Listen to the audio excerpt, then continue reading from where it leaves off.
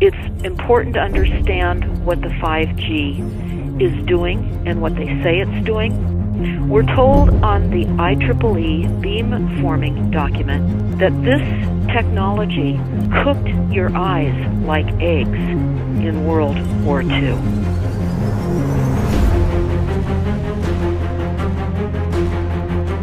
And you all need to understand these are military weapons. These are assault frequencies. If you garner nothing more than that, that's what you need to know. It's microwave radiation warfare. This is what this is.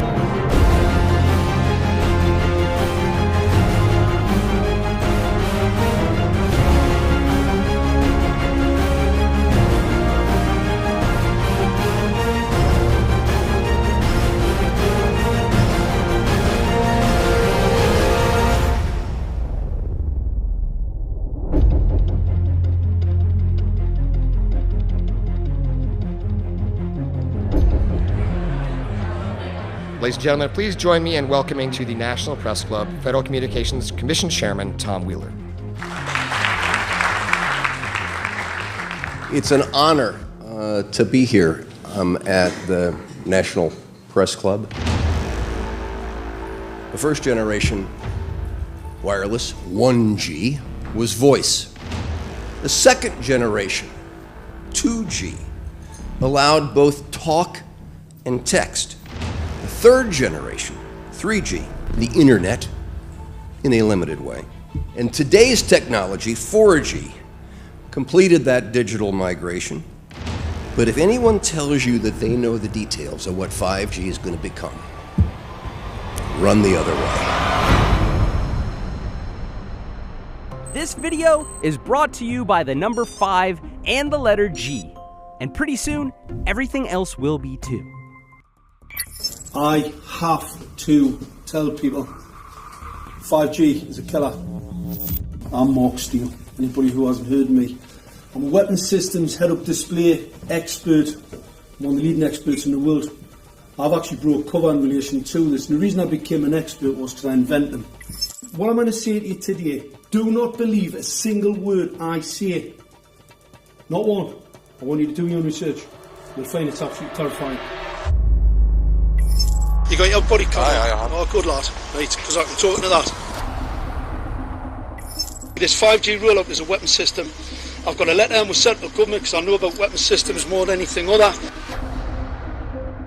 In Britain, in a place in the north of England called Gateshead, a scientist there called Mark Steele has been very publicly and actively warning people about the effects of LED streetlights, which he says in Gateshead are emitting now 5G. Right, what's the crack? Hey, lads. I'm just having a word with these Gateshead council workers about replacing these transmitters on these lights that are causing harm and assaulting the community. This is an existential threat to the economy, to the environment and humanity. If these transmitters are everywhere, then everyone's at risk, surely.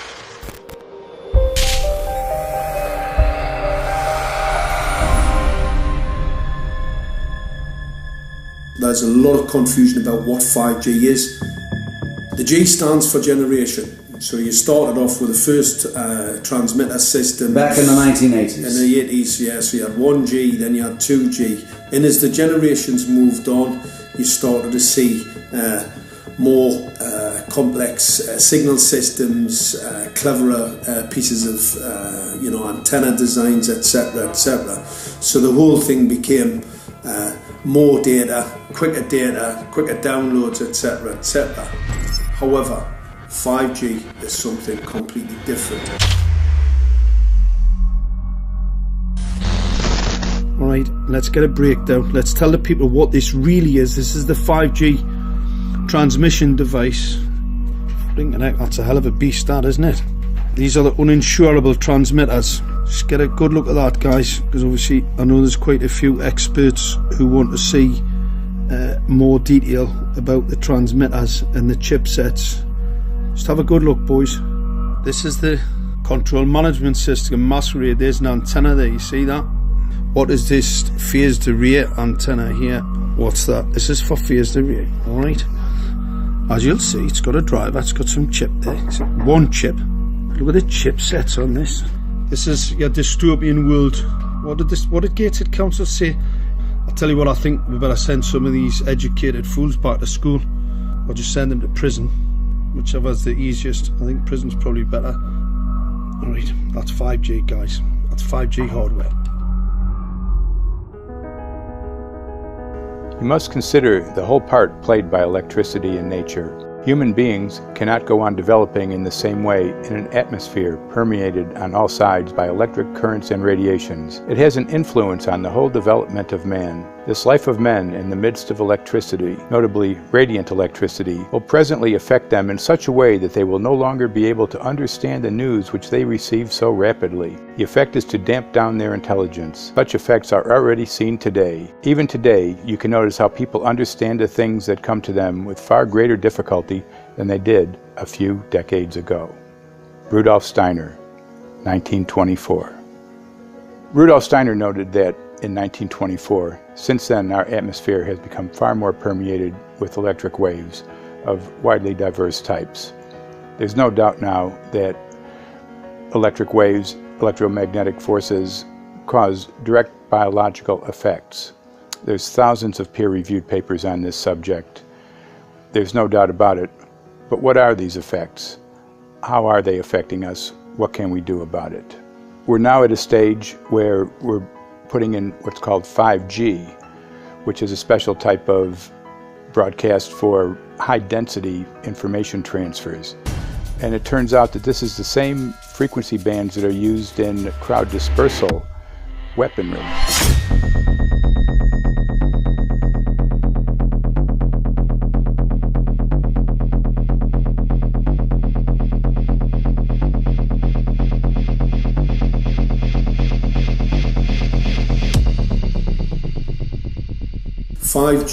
First and foremost, is densification. So it's significantly more transmitters at close proximity to a human, and it is also a sophisticated, illegal, unlawful transmitter. What I mean by that is it is a high gain dielectric lens antenna, and what that allows 5G transmitters to do is to 3D map its environment in your home. The 868 megahertz frequency is specific for battlefield interrogation systems, so sub-gigahertz. It allows the signal to travel through concrete brickwork with ease, and it can actually data gather. It is a target acquiring system. Phased array is basically radar off the battlefield. It is extremely good at identifying targets and being able to lock onto targets. And not only that, it can specifically target you as an individual. So any judge sitting on an interesting case, let's say, any lawyer, any barrister, anybody doing any work that is potentially controversial, your life could be at threat. So the antenna design that you currently have on top of these LED street lights, masquerading as a control management system, it basically battlefield interrogation equipment.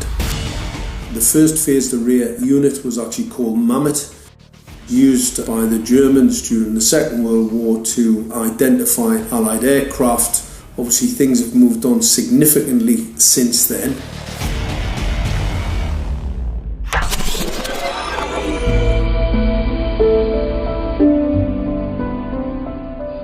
Well, I joined the Royal Navy in 1960, and I specialised in microwave warfare. Radar, obviously, which uses microwave, but they don't just teach you radar, they teach you all about microwaves and other uses. So I understood about microwave warfare and how it can damage people, how it can harm people. Microwaves then were used as weapons, as they are today. It is a perfect stealth weapon, and when governments don't like a group of people, For instance, the ladies who protest at Greenham Common in England about the American missile base they camped, they were microwaved. We microwaved Catholics in Northern Ireland to make them sick. It goes on all over the world, and it's a weapon that you don't know you're being targeted, because the dose is very, very low, which is actually more dangerous than a high dose. It's very, very low, and it may take a year or two, but you can cause neurological damage and cancers with low-level microwaves, and you can make all your opponents sick. It's a perfect weapon for a government. Our impulses are being redirected. We are living in an artificially induced state of consciousness that resembles sleep. Their intention to rule rests with the annihilation of consciousness. We have been lulled into a trance. They have made us indifferent to ourselves, to others. We are focused only on our own gain.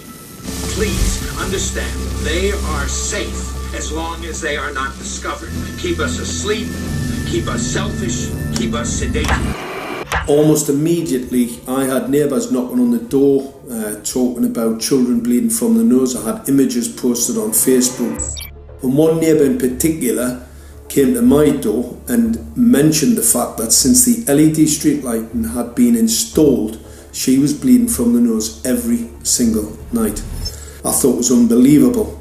However, I spoke to another neighbour who lived not far from the first lady who mentioned this, and she also confirmed that since the LED street lighting had been installed, she also had started to develop nosebleeds and had never had nosebleeds before in her life. That then put me on a journey to investigate. I measured microwave radiation levels from the transmitters on top of the LED streetlights. The basic 868 megahertz, it was significantly higher than the current Council of Europe 1815 resolution, which is a maximum of 600 millivolts. I've measured up to over 3,000 millivolts. 5 to 6 times higher than the guidelines. Significantly higher than the current Council of Europe 1815 resolution, which states that 200 millivolts should be the maximum. The Bioinitiative report states that it should be significantly less than that. So we've got the Council of Europe, that's, you know, the international criminal courts are stating that, you know, the learned judges have said that 200 millivolts, and I'm measuring in bedrooms in Gateshead minimum 600 and up to 4,000. Does this mean that in 2020, 2021, when 5G is destined to roll out globally, that you're going to get those kind of readings everywhere all the time? Everywhere all the time. Worse than that? Worse than that. Yes, 5G will connect the Internet of everything. If something can be connected, it will be connected in a 5G world. Hundreds of billions of microchips connected in products from pill bottles to plant waterers, requiring massive deployment of small cells. We won't wait for the standards. Now, to make this work, the 5G build-out is going to be very infrastructure intensive.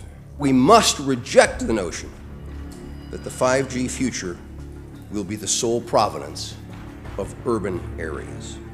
The 5G revolution will touch all corners, and that's damn important.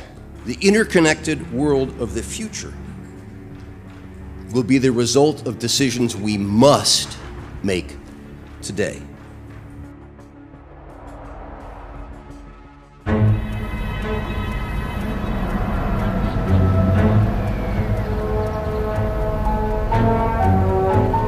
The main issue before us today is Senate Bill 637 and Senate Bill 894, the former by Senator Hugh and the latter by Senator Knopf. We're going to invite the first four witnesses in support of the legislation, and that would be John Jones with Sprint, David Lewis and Andy Emerson with AT&T, Neil Krevda with Verizon, and Frank Iacovetti Jr. with T-Mobile. So be straight with me. Is it true? It could be. No, well, come very, on. Very no few cases. Proof There at was all. an unfortunate really incident out in Iowa. Look, gentlemen, practice these words in front of the mirror. Although we are constantly exploring the subject, currently, there is no direct evidence that links cell phone usage to brain cancer.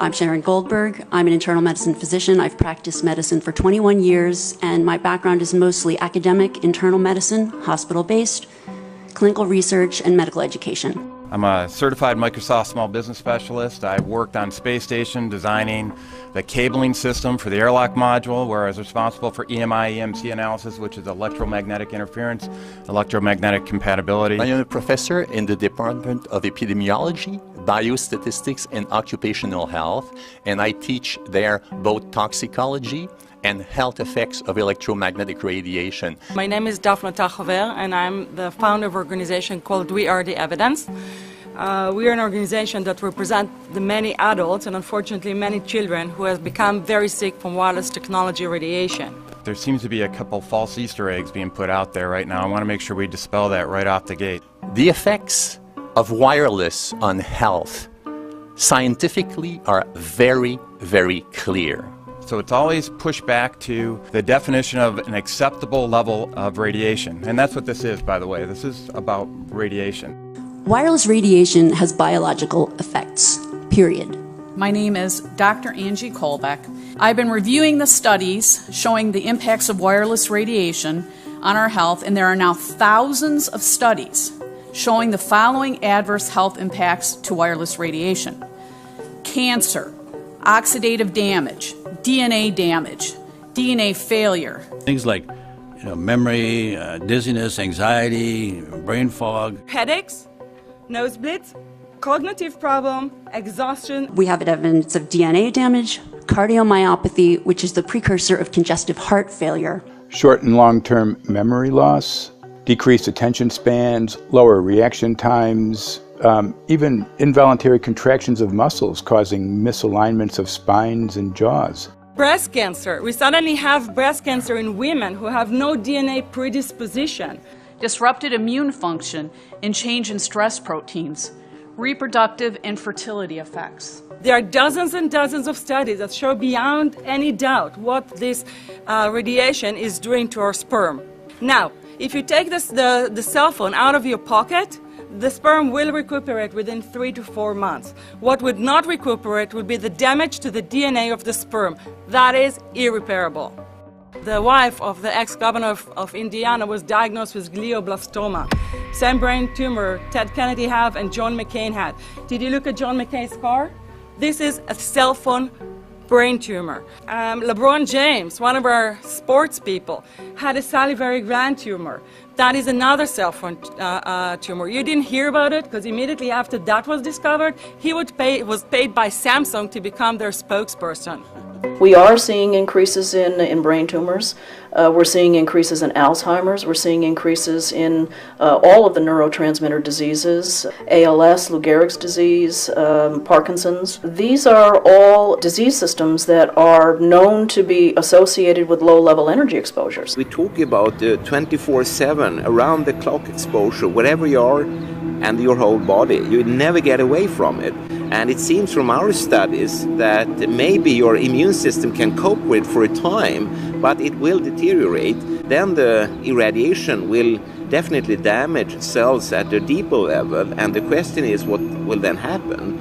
These are out of peer-reviewed papers, so these are not just hypochondriacs thinking that they're doing it. We're having real problems with this. This is no longer a subject for debate when you look at PubMed and the peer-reviewed literature. These effects are seen in all life forms: plants, animals, insects, microbes. So 5G is not a conversation about whether or not these biological effects exist. They clearly do. There is scientifically evidence that is so strong that you can be certain that the standards used by the FCC to manage health effects are wrong. We need to start measuring how much radiation are people being exposed to. before we roll out 5G, there are 4 kinds of electromagnetic fields that we know are harmful to human health. So radio frequency radiation, magnetic fields, dirty electricity, and electric fields, okay? Our exposure, any given person, and all humans are affected by EMFs. What is our exposure in a day? It's not one cell phone. It's cell phones, it's multiple wireless networks, it's smart meters, it's cell towers. It's this sandwich, and it all adds up. The data we're going to look at are all published science, testing results, or public standards. At the bottom end of the radiation scale of what's called power density, or signal strength, is the minimum level at which cell phones will work, which was found to be 0.2 billionths of a microwatt per centimeter squared. Pine needles were found to age prematurely at 0.000027. At short-term exposures of 0.05, children aged 8 to 17 experienced headache, irritation, concentration difficulties, and behavioral problems. 0.1 is the biobiology or building biology guideline for extreme concern. 1.0 produced sperm DNA fragmentation and a decrease in sperm viability in vitro. Also at 1.0, the science shows the following bodily effects can occur: headaches, dizziness, fatigue, insomnia, chest pain, difficulty breathing, and indigestion. 2.5 saw altered calcium metabolism in heart muscle cells. 4.0, changes in the hippocampus affecting brain memory and learning. And at 6.0, DNA damage in cells. So, where are smart meters on this list? Electrical Power Institute in December 2010 measured a single Itron smart meter with pulses up to 7.93 microwatts per centimeter squared. Our own testing indicated approximately 8.0 with 1 meter. These tests are at a close distance, approximately 1 foot away from the meter, but an infant's crib could be just as close on the other side of the wall where the meter or bank of meters are installed. Even though there are all these known health effects at levels far lower, Switzerland, Liechtenstein, and Luxembourg see fit to set the standard at 9.5. And China, Poland, and Russia, 10.0. This is the same level at which behavior has been altered, producing reflexes of avoidance following 30-minute exposures. A room of 12 smart meters, very common and even a conservative number in an apartment building, tested at 19.8 microwatts per centimeter squared.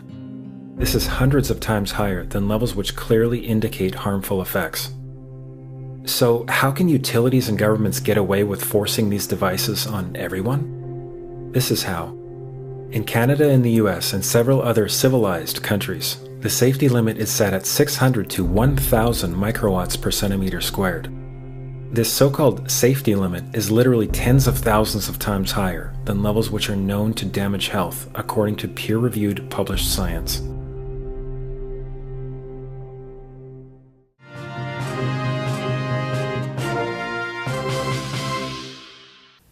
Faster, better, more reliable internet.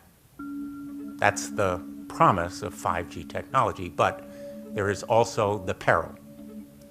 Health hazards associated with radio frequency that is higher also and requires more transmitters and antennas. And the stark, simple fact is the health hazards are unknown and unstudied. And that is a sign of neglect and disregard on the part of the Federal Communications Commission that seems unacceptable. There have been no answers so far. The FCC basically has said everything's fine, but in order to reach a conclusion about the health and safety of this new technology, we need facts. Mr. Chairman, thank you for having this hearing. 5G, as you well know, also uses higher frequency waves that don't travel as far and will rely on a network of hundreds of thousands, potentially millions of small cell sites. And the question then is, are there any health implications, any public safety implications to those additional sites that are likely to be located close to homes, schools, workplaces, and closer to the ground, correct? Correct, Senator. Yes. So my question for you, particularly Mr. Gillen and Mr. Berry, how much money has the industry committed to supporting additional independent research? I stress independent research. Is that independent research ongoing? Has any been completed? Where can consumers look for it? And we're talking about research on the biological effects of this new technology. Thank you, Senator. And I think, thank you for your focus on the issue. Safety is paramount, and as you alluded to, we rely on the expert agencies, we rely on the findings of the FDA and others as to the requirements to keep all of us safe. There are no industry-backed studies, to my knowledge right now. Happy to visit with you as to what opportunities you think there needs to be more studies, and we're always for more science. We also rely on what the scientists tell us. So essentially, the answer to my question, how much money? Zero. I can certainly follow up with you, Senator. To my knowledge, there's no active studies being backed by industry today. Anybody else know of industry commitments to back research, fund it, support it, to ascertain scientifically the health effect? No, I'm not aware of any. So there really is no research ongoing. We're kind of flying blind here, so far as health and safety is concerned. Thank you, Mr. Chairman.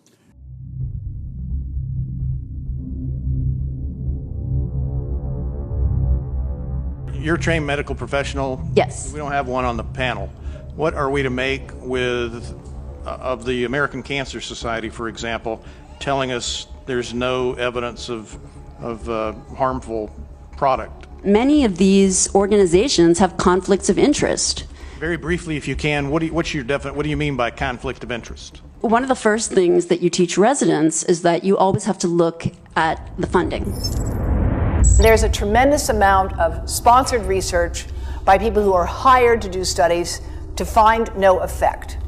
And that's plagued this field in a number of countries. The radio frequency radiation work that we did was supported by Motorola. The relationship was really very cordial and very stress-free, but only up until we started generating data. These folks were very, very upset and began to talk about how are they going to handle this, what sort of spin can we put on this, what can we expect from this, and from that point on the relationship changed. What we saw was that Motorola began to exert more and more control over the work, telling us what to do, telling us how to write abstracts, what to say in the abstracts, what to say in the papers, how to do the work. No, don't do this. Yes, do it this way. This was unacceptable. I had completed our study of DNA damage, and I submitted the final report to Motorola. They simply weren't willing to accept my interpretation of my study, my evaluation of my study, my knowledge of science at that point, and tried to urge me not to publish the study. Did you hear about people coming to you as far as having complaints about illness? We were made aware of health complaints following installation of smart meters, and we wanted to verify this using our field work. So I measured the field of about 30 different people while they stood 1 foot in front of the smart meter, and in every single case, the human energy field was obliterated as they stood in front of the smart meter. So in our first slides, what we see is normal cells, and the structure of the cells is intact and sound. This is what we would expect from a normal sample. So after 2 minutes of exposure in front of the smart meter at about 1 foot away, we see a totally different story. Sample 1, you can see a lot of degradation in the cells. The cell walls have been broken, and you see changes in the cells which are called mycoplasma. It shows a mutation to the cell. In the second sample, we see a different type of degradation to the cell membranes. You can see a corrugation here. This is called bottle cap formation, and it's known that this occurs due to oxidation or exposure to free radicals. So this third subject, when we did her sample, she had to be pulled away from the meter after 45 seconds because she complained about an increasingly severe headache. And here you see a phenomenon called rouleau, where the red blood cells are stacking up, which makes it very difficult for the blood to deliver oxygen to the tissues as they would be their normal function. Every single one of these is a degradation. Every single one of these shows a trauma to the blood cells, and that came from something, and the only variable was the smart meter. The good news in all this is the patient and the blood can return to normal once they have been removed from the influences of these stressors.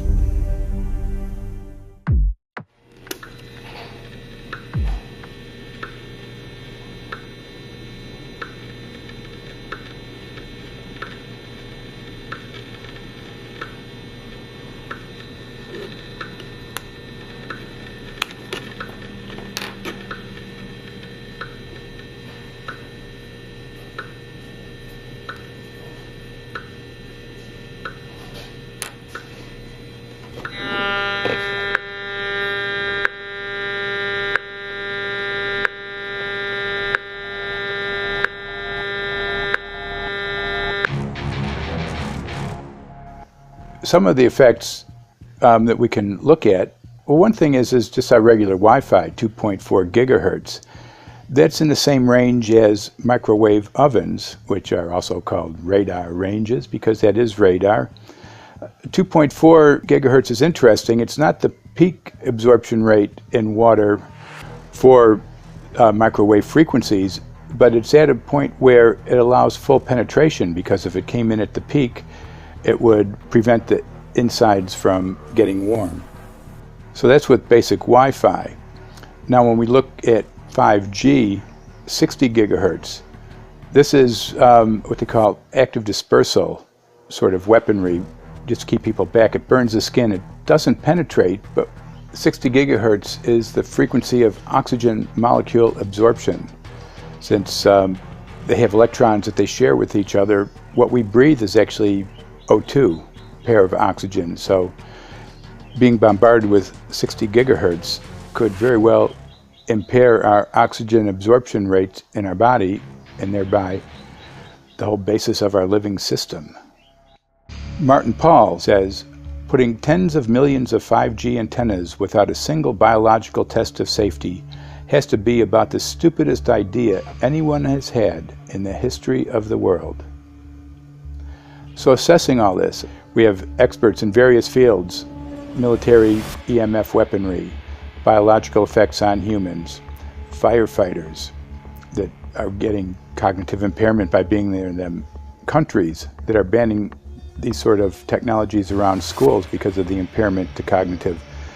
Let's weigh that up in light of what Rudolf Steiner said in 1924 about just mere radio causing the impairment of cognitive functions on people, that they can receive news from around the world, but they can't understand it as well because of the effect of the electricity. We have to say, something smells sinister here.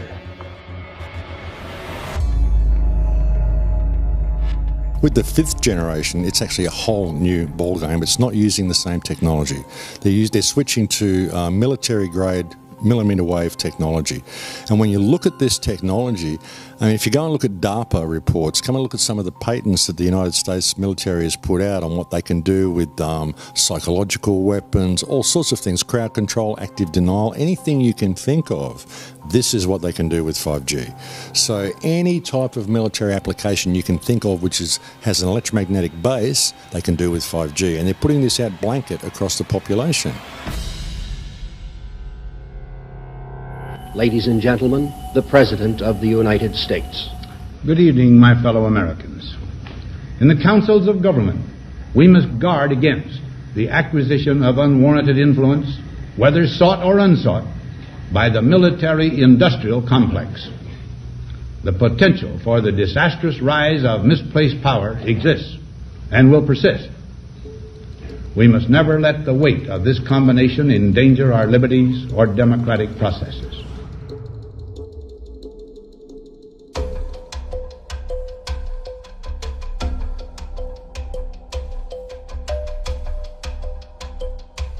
The FCC is a capture agency. They probably conducted what I believe to be the biggest fraud on the public ever conducted. The FCC has been described by Harvard University's Center for Ethics writer Norman Alster as the most captured agency in D.C., acting more as an industry cheerleader than a regulator. This is especially true today with 5G, where there are serious safety concerns and potentially misleading information coming from the FCC. For example, the previous chairman of the FCC is Tom Wheeler. He was the head of the Wireless Lobby Association for 14 years. Now remember, Obama told us there would be no lobbyists in his administration, so he took the biggest lobby and put him as a head of the FCC. And that's damn important.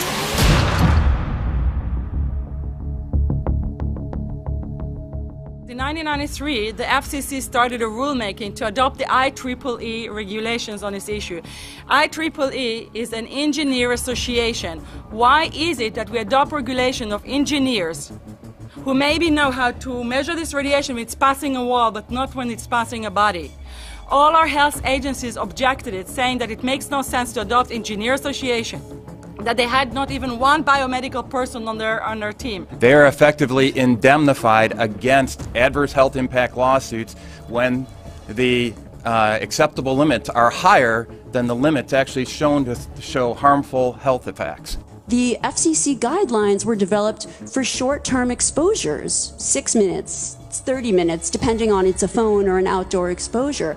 And they have absolutely no connection to the biological effects that have been very clearly summarized in the Bio Initiative. So as you can see, there's a number of individuals in this room today that have serious concerns about this as regards to their health. If one of your companies decides to put one of these small cells up at a pole that's within, say, 50 feet of one of their houses, what recourse do they have to say, is there a way to move it somewhere else? There's language in the bill so that the authority can require the applicant to come forth with certification of compliance with the FCC's rules related to radio frequency emission. Remember that denial of request or denial of permit request that you can put in? It's going to point back to the acceptable levels as determined by the FCC. Not the EPA, or not the CDC, the ones who usually take care of health concerns, but by the FCC, which is staffed by former members of the telecommunication industry. That's the fox guarding the henhouse. It's a fact that most insurance companies will not indemnify against EMF effects. Telecom companies around the world are warning their investors of potential major costs due to real or alleged risks of EMF pollution from their products. Interestingly enough, they're warning their investors, but they're not telling their customers. They're basically keeping it quiet because that's where their money comes from. So we're using technology that could be very potentially harmful to us, and the investors know it. But their only worry is that they might lose money, not that our health might be affected. First of all, I think what you should really think about is why is it that they're not insured? It's not that they chose to be self-insured. They're actually rejected by the insurance company from being insured because they understand the risk. And so the insurance companies, the big insurance companies, will not insure the telecommunications? So there's insurance companies, and then there's what's called secondary insurance companies. Secondary insurance companies are the insurance companies that insure the insurance companies. So in an event, an insurance company, let's say I insure Verizon, and it may not be able to meet the claims, then the secondary insurance company is kicking in. Like Lloyd's of London. Sorry? Like Yes, Lloyd's of exactly. London. So two leading ones would be Lloyd's of London and Swiss Re. Both told the insurance company not to insure the wireless industry, and this is why they're not insured. And that should give you a hint. Now, this is exactly why they have to prevent a lawsuit. And how did they prevent lawsuit? That goes back to Section 704.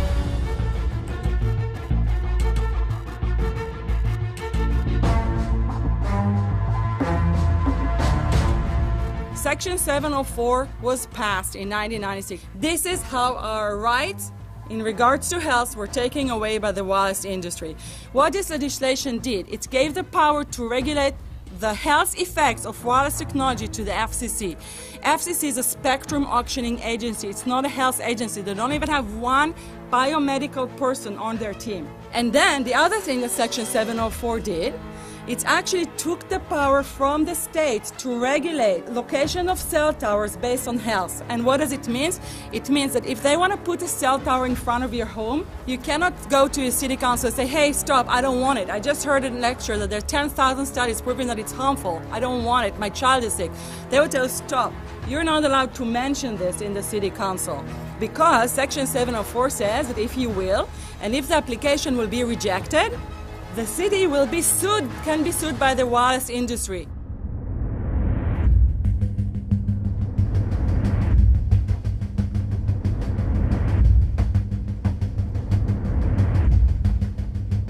A major U.S. government study on rats finds a link between cell phones and cancer. Very first government study linking the radiation from cell phones to cancer. 2-decade, $30 million federal study out today found there is some evidence of a link between cell phone radiation and brain cancer. Professor, what is the NDP? I've heard that study several times. NDP is what? So it's a $25 million study on the rats and mice that was supposed to demonstrate that there were no effects of radiation below thermal. And in fact, it demonstrated exactly the opposite. And it follows on the heels of two major studies on animals that said exactly the same thing. And that study was designed perfectly to make sure that it cannot be challenged, that there will not be any doubt. That's why it took them 14 years. That's how they prevented discussion of health. And why do they want to prevent discussion of health if there's no problem with health? Simply put, FCC is completely unprepared, unable, and possibly unwilling to oversee 5G for safety, even as it barrels toward us. They are falling back on tired definitions and panaceas long since disproven by science. To make matters worse, recent FCC rulings and numerous industry-friendly bills passed at state and federal levels between 2016 and 2018 removed the last vestiges of local and state review over infrastructure siting, just when we need it the most. When those first studies were performed years and years ago, nobody knew about the importance of the microbiome, the role of the microbiome and the immune system, and even less the role of the microbiota inside our brains, that is, the microbes that are normally resident inside our brains, whose influence on brain function is nothing but immense. And you may think, well, who cares about the microbes? The less microbes we have, the better it is. Well, we know by now that this is not absolutely the case, because microbes are truly essential for the development and function of all our organs and systems. Our immune system is based on the microbes we have in our gut. And our brain also has microbes that influence its function. In tests, it's been found things like mold. If you grow mold inside a Faraday cage, it'll grow one way, and then even if the electromagnetic fields are around, take the Faraday cage away and some sort of 600 biotoxins are developed within the mold because of the effects of the EMFs upon it. Electromagnetic fields, even of weak quality, have an effect upon our microbiome, which is really essential to our whole being. This is going to eviscerate microbial DNA inside human beings, which is our effective operating system, number one. So it may not impact human DNA in laboratory experiments right now, and they're saying it doesn't impact human DNA. But given that human DNA is less than 1% of the cellular DNA in the human body, the rest of the cellular DNA is microbial, and we know that this will eviscerate microbial DNA. So we're talking about a takedown of the operating system of human beings. Exactly. I couldn't have put it better myself.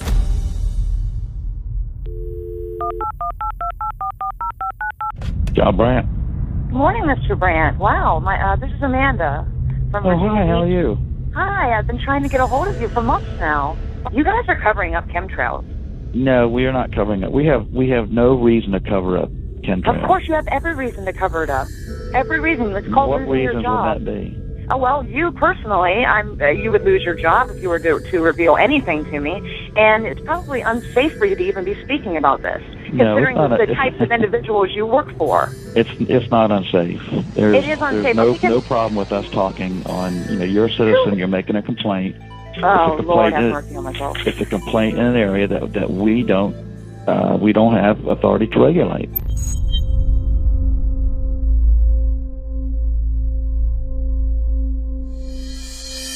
So the connection between chemtrails and 5G. It's all interconnected. The metallized particulates that would allow the 5G phased array, so basically the radar that would allow it to be able to identify you, so it can watch you, it can identify you in your own home 24 hours a day, 7 days a week. For the last X amount of years, we've been through chemtrailing, and that is now the cat is out of the box. We've had these nanoparticulates raining down on humanity for years now, impregnating our bodies, by best accounts staying inside our bodies. Those nanoparticulates, what you're saying, are building up a kind of a phosphorescence glow capability so that we can be flagged up in our homes, behind concrete and steel, inside bunkers, in the basement, doesn't matter where you are. The 5G will be able to now triangulate, map and read you, because you as a living being are impregnated with these nanoparticulates, which are acting as a kind of transmission and reception technology. It's exactly, absolutely exactly. You have to consider that DNA also works as a fractal antenna, which is able to send and receive and also to process signals under the form of radio frequencies. Well, then there is no doubt that artificial radio frequencies, such as those of cell towers, and in particular these new types of towers that have a much higher density of signals, they may somehow interfere with the ability of DNA to retain and transmit biological signals. So this is one level of danger that very few biologists are aware of. How much effort was put forward to address this, what most of these people are, or many of these people are here for, which are the health concerns? Was there any dialogue back and forth? Was there any working, was there many studies evaluated to look at regarding this area? Maybe not every person that has concerns on the legislation was brought to the table. Okay, so from your perspective, you feel that there was a legitimate amount of time to evaluate the data that the opposition would have on this? Absolutely, and I wouldn't put forth something that I didn't believe in. And I'll tell you, as I mentioned earlier, and it's been commented several times amongst the panel here, this is truly an economic development issue. Our 3-year-old, again at home, is outraged when we pull out the driveway and he's not able to access Wi-Fi.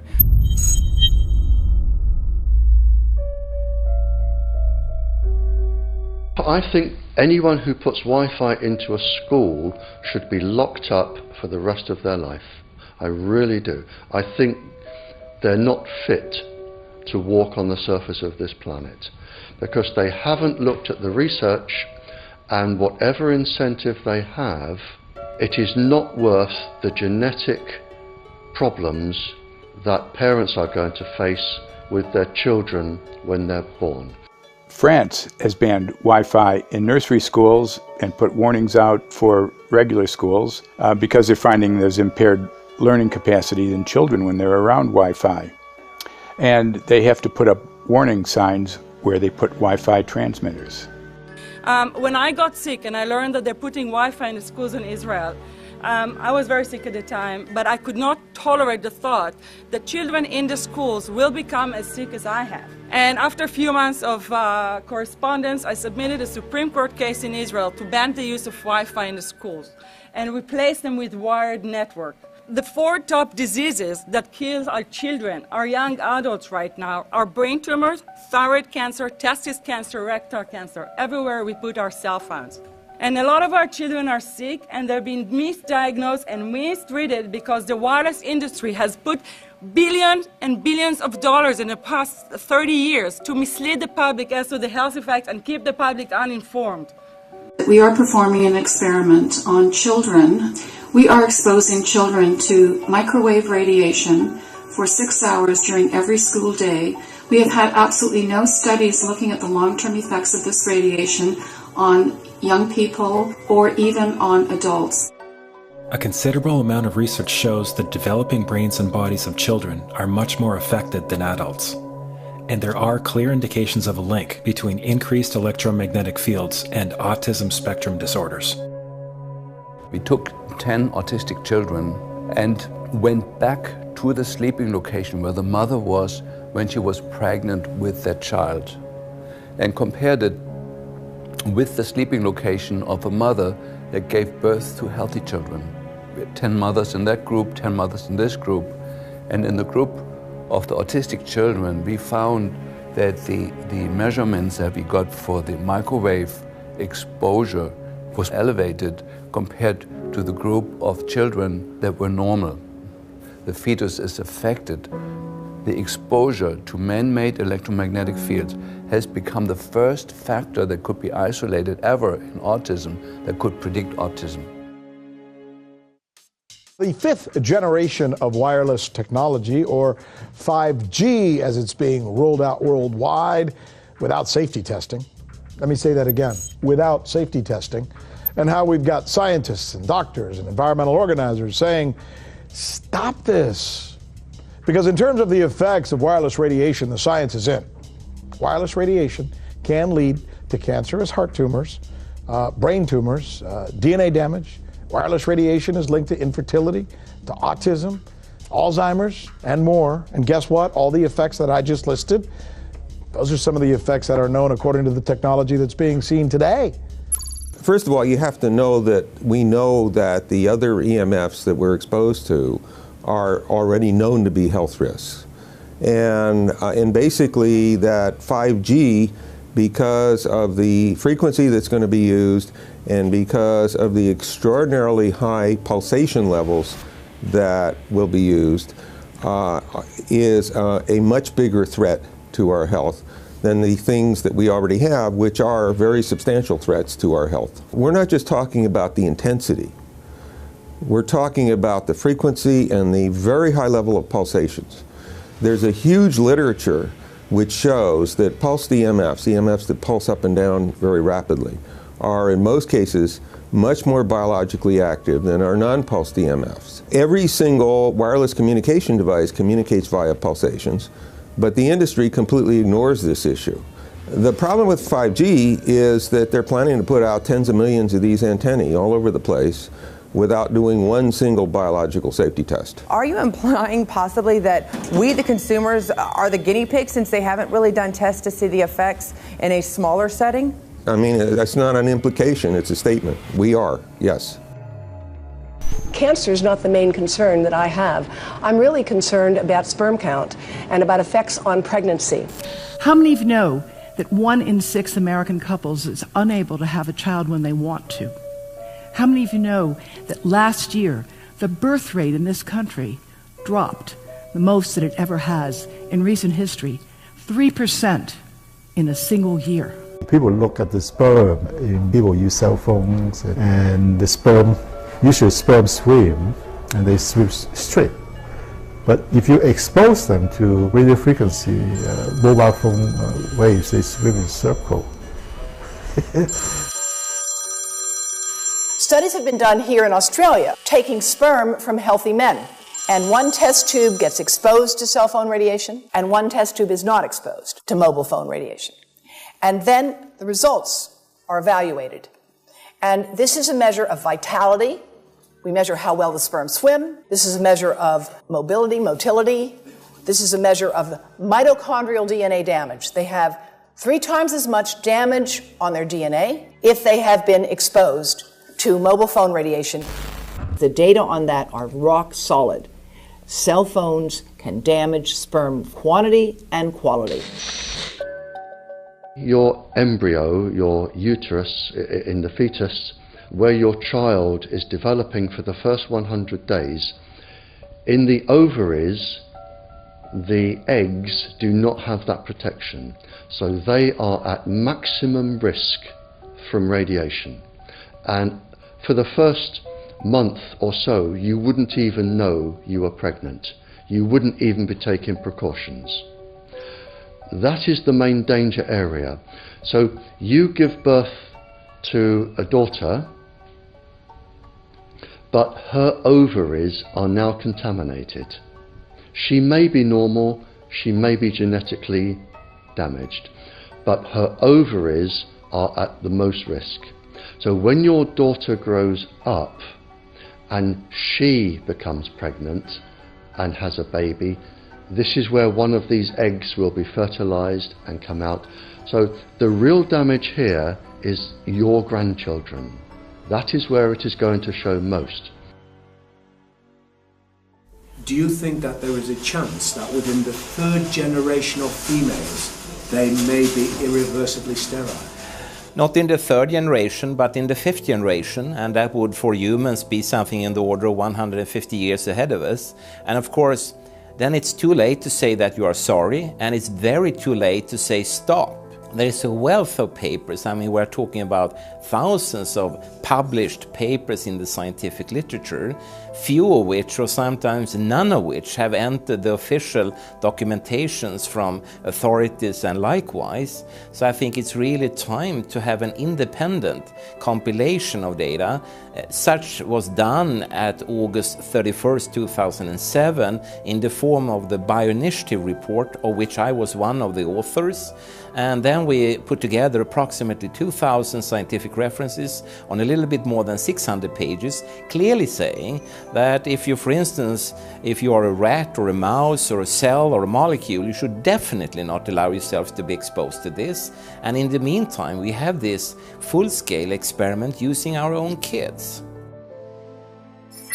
One interesting case, John Patterson. He was a telecommunications engineer in Sydney, Australia. Very brilliant man. For 20 years, John tested Telstra digital systems. Over the time, he realised the dangers of electromagnetic radiation. It disrupts the bioelectric system of your body, which is really your brain, your nervous system, how your muscles talk.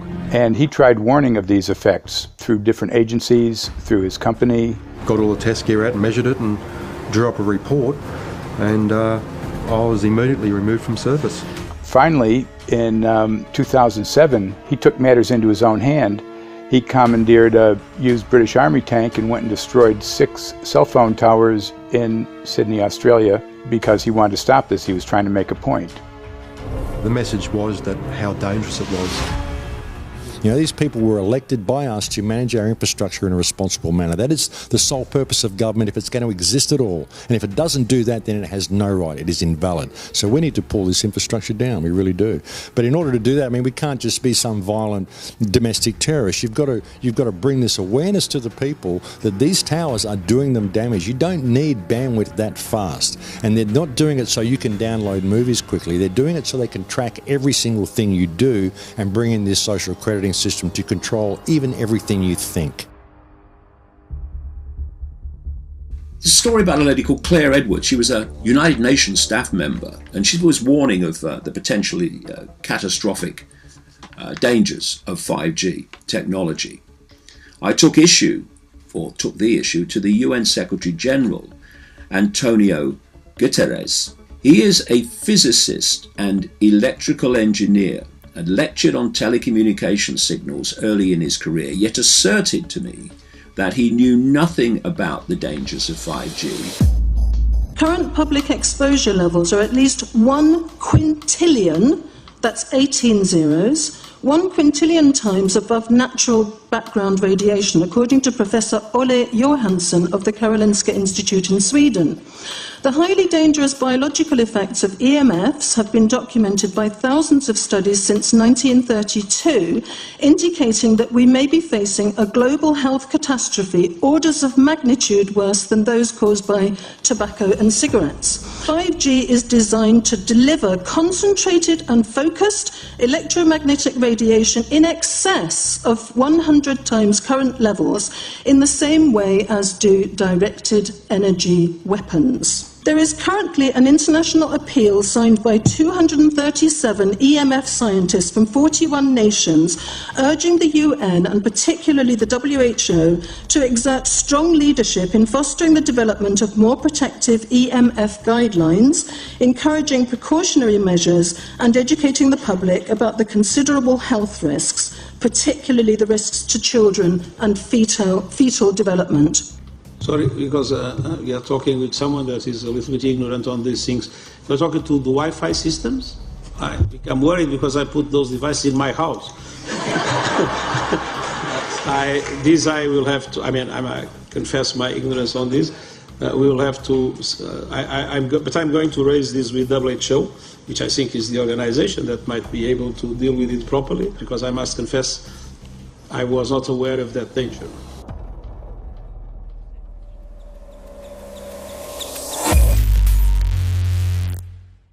In 1996, when the Telecommunications Act was passed, in it was a provision essentially that kept local officials from addressing health issue concerns when approving or not approving a cell tower. So that's correct.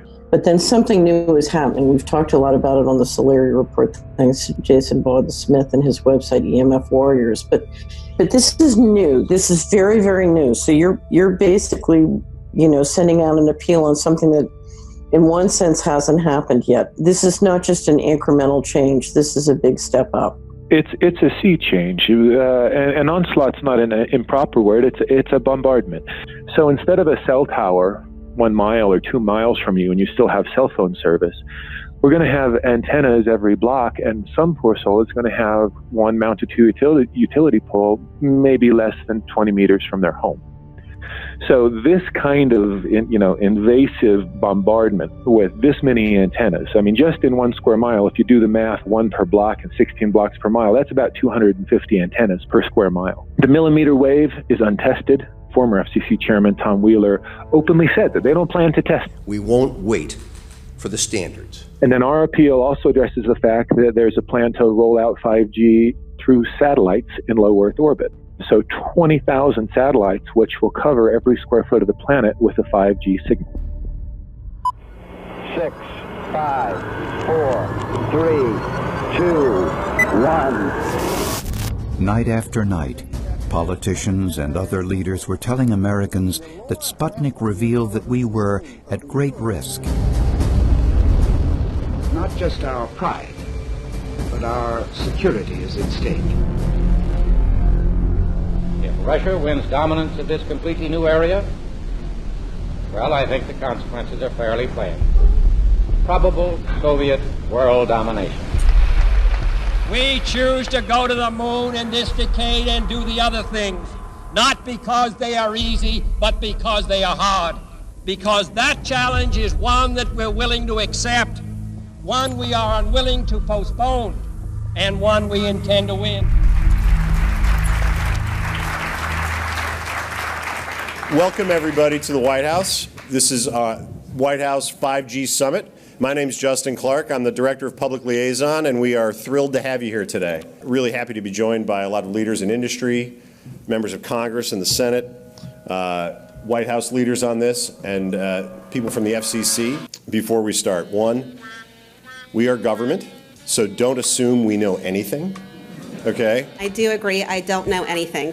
I have become accustomed to giving speeches in my new position on subjects about which I frankly know very little, and we need more cell towers and connections in Connecticut, my home state. It's ridiculous.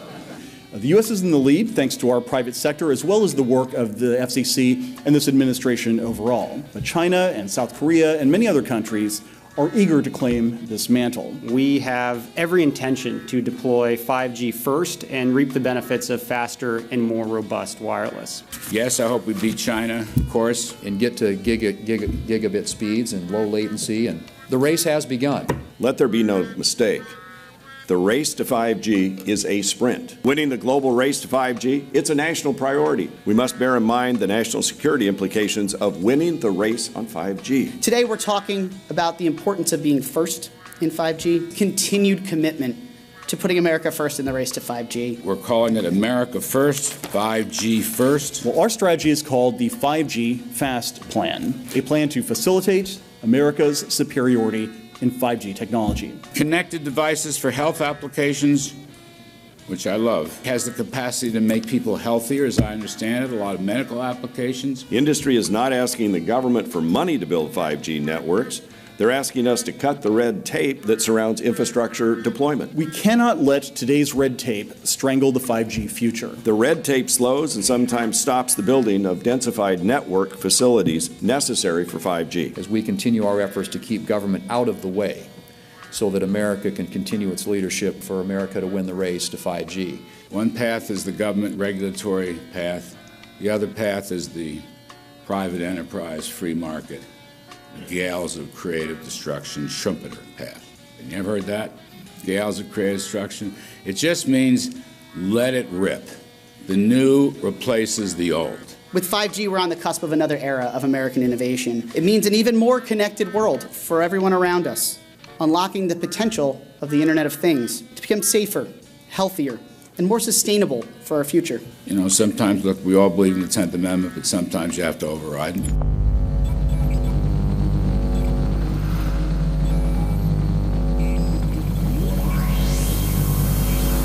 By the way, the 1996 bill permits that kind of override. We're not here to be completely heavy-handed, but sometimes you got to do what you got to do. And some of these states or cities that don't want to cooperate want to shake us down. We can't allow obstacles and barriers to stop this movement. That's all.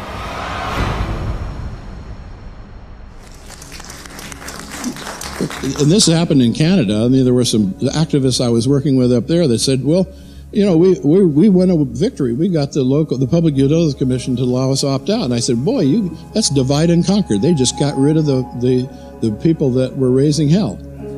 So, you know, that's not the answer. We need to opt out everybody. An opt-out is an agreement to pay to not be harmed. An opt-out is volunteering into extortion.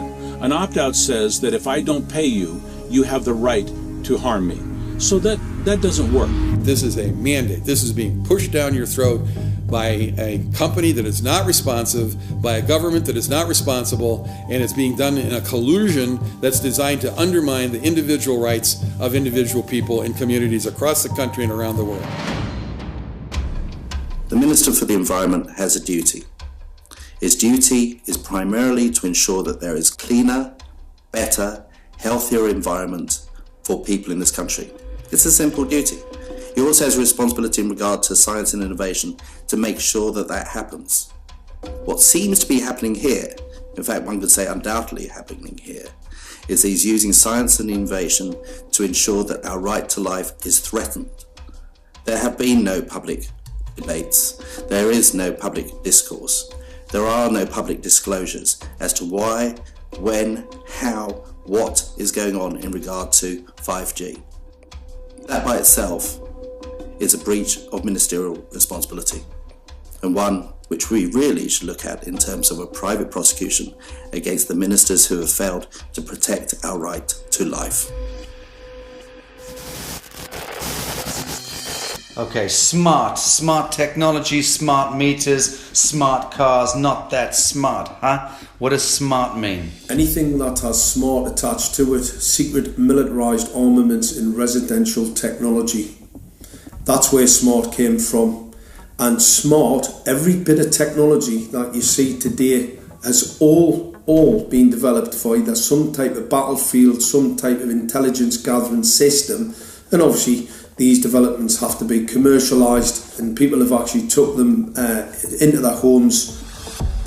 The definition of a smart grid is a wireless system that will fundamentally turn every single appliance in your home into the equivalent of a transmitting cell phone. That's every computer, every television, every furnace, every air conditioner, every coffee machine, every printer, every single appliance that you have in your house will eventually, in a smart grid, have an antenna that's embedded into it that will transmit your usage data to a smart meter on the outside of your home that will then transmit your usage data to another tower receiving that usage signal that will then go to the utility company for supposedly billing purposes. Not all signals will just be about your individual use. There will be aggregate meters that will bounce signal from house to house to house within a neighborhood that will then accumulate all of the usage data that will transmit that to the utility company. Now, what that will do is that the end metering system that is transmitting all of that data will be firing an RF signal at many, many times a second, which will increase the average homeowner's radio frequency radiation exposure exponentially. This picture shows some aphids on the leaf of an orange tree shortly after radar equipment was installed at a nearby airport a number of years ago. I noticed that every few seconds, all the aphids would tense up in unison and do sort of a little dance, as you see in the picture. Upon further investigation, I found that the interval of time between the activity of each dance coincided exactly with the rotation of the radar rotor device at the airport, which was a distance of approximately 14 miles. The antenna arrays create this steerable beam, which helps concentrate the energy. The beams get pointed at the user. What's a MIMO tank? Massive in, massive out. British government have got a plan to roll 400,000 out. This is so that you've got 5G in every nook and cranny, every part of the countryside, so that you can have autonomous tractors, believe it or not. However, those transmitters, these are radar. It is phased array radar. Though that radar signal sweeping the countryside will kill every pollinator, every biological structure, it will sterilise livestock, it will kill the ground, so consequently land won't have a value, obviously farmers will die, the community will be under attack. The community will be under attack. If we can't produce food, if we kill all the pollinators, we're in serious trouble. The takeaway is that 5G, the $1 trillion rollout of 5G by our friendly local government, is definitely a weapon system masquerading as a modern efficiency technology. It most certainly is, and what I put it down to, it's economic terrorism. There is no value, nil, in killing off your population, in destroying your ability to grow food, to kill all your pollinators. They may have a nice financial number on a piece of paper, but in reality, dementia, diabetes, all the things that are currently crippling the NHS, a burden on the country, illness, mental health issues, the focus of that cause can be identified and has been identified in the science. The science is proven. The epidemiological data that we're seeing on the street is now substantiating that science. The DNA inside you, the mitochondrial DNA, you can trace unchanged to your mother, her mother, her mother, right the way back to the beginning of the human race in Africa, the Stone Age. It is unchanged, the mitochondria, and that is being unchanged in your children, which means if you damage it, your child could be genetically damaged, then her child, and her child, and her child, forever. You are condemning the future generations of every single child. There is, however, a light at the end of the tunnel, or there is some ray of hope. Thanks to the principles of biological quantum entanglement that we have learned how to exploit in the field of biology and medicine, now we can transfer the information from the microbial DNA to the human DNA.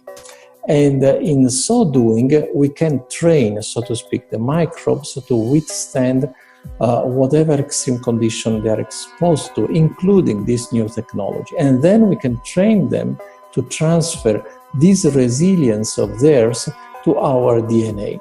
So let's say that there are good reasons to be worried about the introduction of these new technologies, but fortunately, since the knowledge in the field of quantum biology, in the field of microbiome medicine is advancing as fast as potentially harmful technology, then we can exploit this knowledge to protect ourselves from any real potential or perceived danger from these new technologies.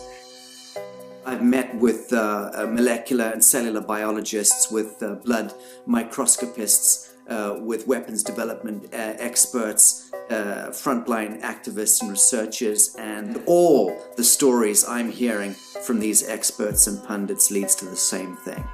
5G is almost certainly the end game. It is an extinction event brought into our homes, into our classrooms, onto the high street, into the very cells and DNA in our human bodies.